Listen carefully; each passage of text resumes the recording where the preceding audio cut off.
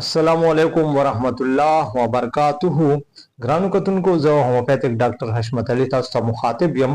نننې ویډیو زما د هغه مریضانو د پاره د کوم مریضانو چې په ګرده کې کانی دي او د دې کانی په وجه غي ډیر زیاته د ګردې په مقام باندې تیز درد محسوسي ته د ګردې په مقام باندې تیز درد راځي. دا درد لهرونو په شکل کې وي، دا د ګردې نه مثانې طرف ته ریډیټ کیږي. دې سره سره د مریض په وړو بولو کې جلن وي، ته بار بار د وړو بولو او خواهش راځي، ته بار بار وړو بولو حاجت محسوسيږي او بعض اوقات د مریض په وړو بولو کې وینه هم راځي. د ګردې درد سره سره د بعضی مریضانو ته الټی راځي، د زړه کچه کچه کیږي او بعضی مریضانو ته تبه هم راځي. او کله چې دا حالات شدید شي نو په شدید حالاتو کې په سیویر کنډیشن کې درد سره سره مریض ته یخې خولې راځي، د هغې بلډ پریشر لو شي، انتهایی بېچینه وي او دا کنډیشن چې دی دا بیا د یو میډیکل ایمرجنسي شکل اختیار کړي.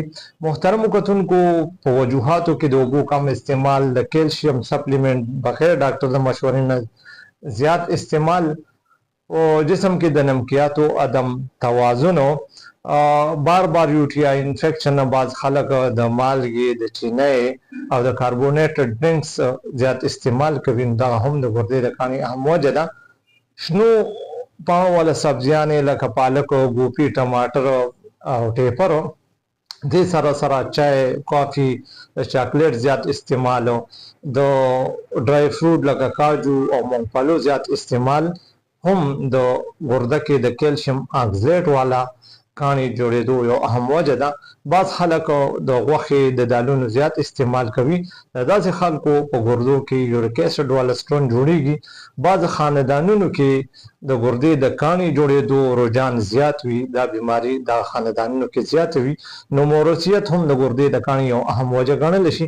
محترمو کتونکو، کچرې تاسو د ګردې کانی سره تر مخ یې، تاسو په ګرده کې کانی دي، تاسو ډیر زیات تکلیف کې مبتلا یې، نو بهترین خبره دا ده چې د دې لپاره تاسو هوموپیتیک علاج خپل کړئ.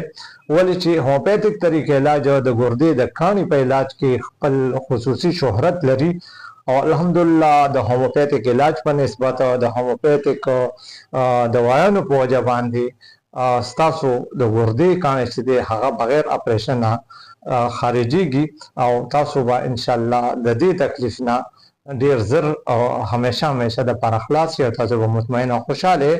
محترم کتونکو، د خپل صحت خیال ساتئ. اجازه غواړم د لوی الله پامان.